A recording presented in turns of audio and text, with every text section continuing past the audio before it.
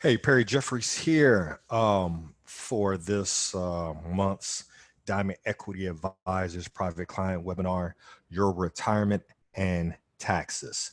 So, with the tax year deadline being pushed out because of the pandemic, filings have now been pushed out to July 15th versus the normal April 15th, which means we have a little more time to one, file our taxes, but also two, more time to take advantage of potential tax deductions that are available to us.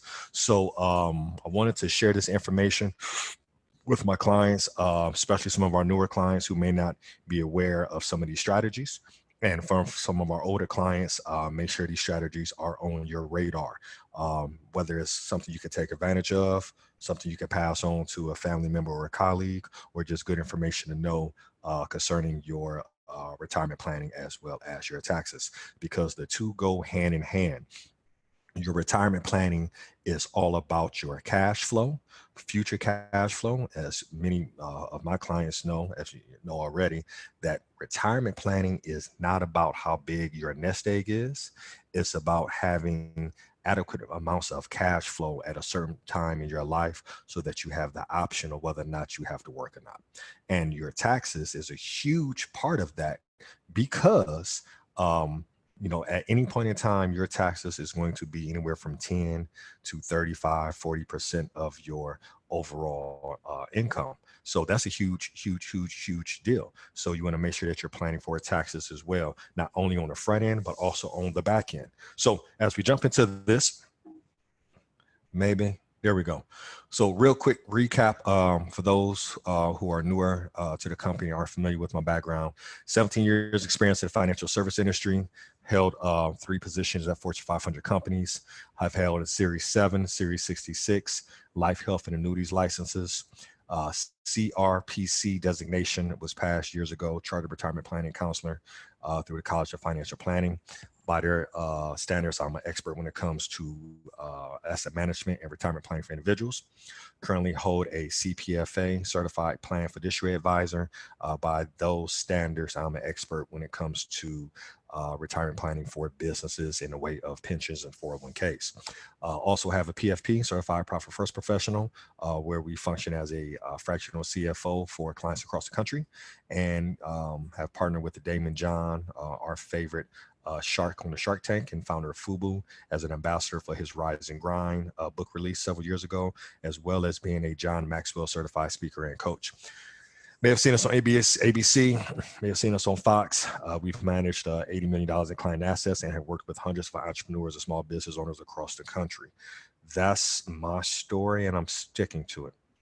All right, moving forward, retirement plans. So we're going to talk real briefly here about 401ks, solo 401ks, SEP IRAs, traditional and Roth IRAs, and HSAs. So there are other retirement accounts out there, but we're going to focus on these because, again, this is about your retirement and taxes.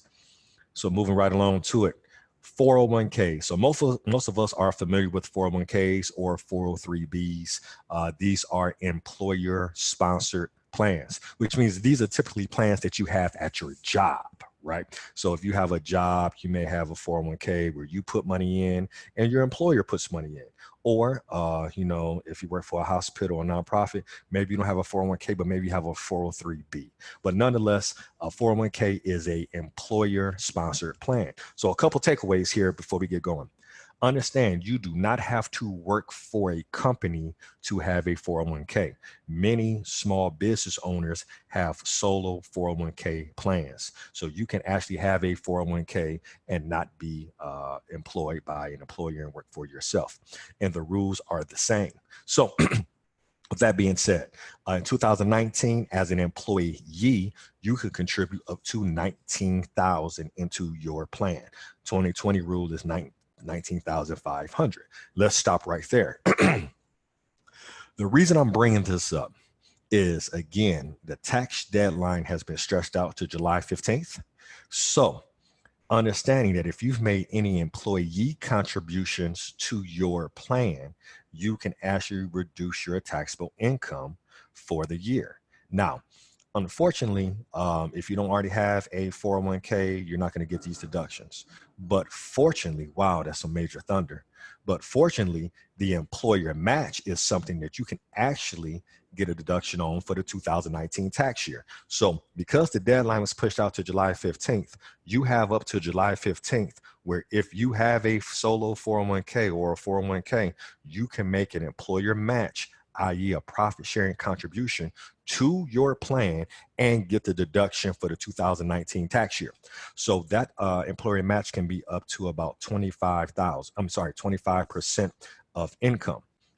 So in short, you could, if you made $100,000 a year, put away 19,000 as an employee, and then turn around and put in another 25,000 as the employer. So as we're looking at tax planning, as we bump up against this, you cannot go back in time and make an employee contribution. But what you can do is put money to your 401k today and get the 2019 tax deduction.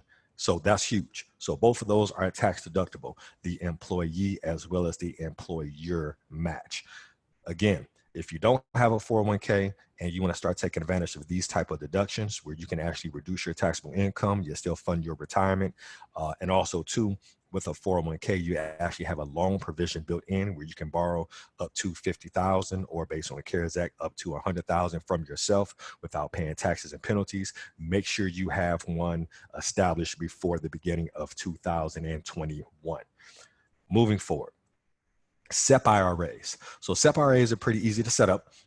These are going to be for, again, for small business owners, small number of employees, or even a solo practitioner. But with a SEP IRA, you can put away, again, 25% of net income. So the max you can put away for 2019 was 56,000. So again, running very general math here. If you made $100,000 a year, you could put away 25%, which in this case would be 25,000. And you could put that money in up to July 15th and still get the tax deduction. I'm sorry, July 15th and still get the tax deduction for 2019. So in 2019, if you made $100,000 and you want to reduce your taxable income, you can make a contribution to a SEP IRA. How the SEP IRA is a little different from the solo 401k or the traditional 401k is there is no employee contribution. These are all employer contributions. And if you are self-employed, you are the employer. So you can make a contribution into this account, which again is tax deductible. So again, the win-win, you can reduce your taxable income as well as fund your nest egg. So another strategy that you can take advantage of before the tax deadline of July 15th. Traditional and Roth IRAs. So when I checked the tax law, because this thing is a moving target, last I checked for 2019, you could put away 6,000. So with the traditional IRA, you could put away 6,000. So again, you have up until the tax deadline where you could make a contribution to a traditional IRA. And guess what? If you don't already have a traditional IRA, just like the SEP IRA, you can establish one before the tax deadline, put money in it, and still get the tax deduction for 2019. So that is an option for you as well.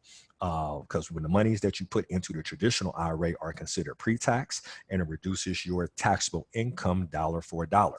As far as the Roth IRA, you do not get a tax deduction, but you can put money in for a previous tax year. The sweet thing about the Roth IRA is that as those dollars grow, they grow tax deferred, and when they come out tax free.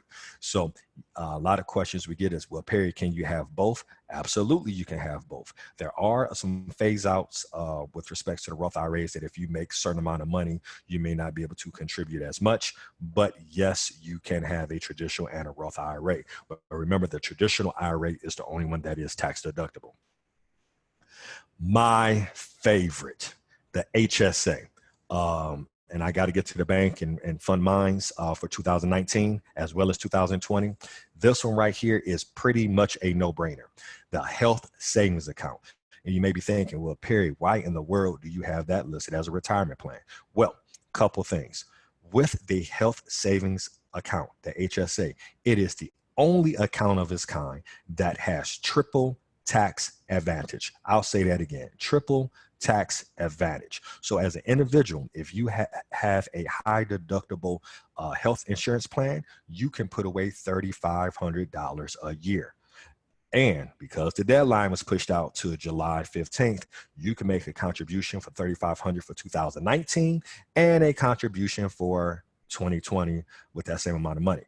What's sweet about that is the health savings account is there to help subsidize and pay for what we call qualified medical expenses. What is a qualified medical expense? Prescriptions, chiropractor, some massage. So if you need to go to the doctor to get some cough syrup, those are qualified medical expenses. You're going to pay medical expenses throughout the course of the year. Now with this account, you can put money in, get the tax deduction for the year, and while you're not using the money, it can grow tax deferred. And lo and behold, you now have an HSA card. You go to get your prescription. You go to the chiropractor, or they come to your house like they do here, and we can give them the HSA card. We can make that payment for that service, for that qualified medical expense, and those dollars come out tax free. This is the only account of its kind. Why this is included in a retirement plan? Because this is not a use it or lose it type of plan. So this is not a scenario where if you don't use the money by the end of the year, you lose it. You can literally make contributions to this plan and not take any money out for 5, 10, 20, 25, 30 years. Well, Perry, why in the world would I do that? Well, the money that you put in is again, is tax deductible. It grows tax deferred. So you can actually invest the money while it's sitting in there.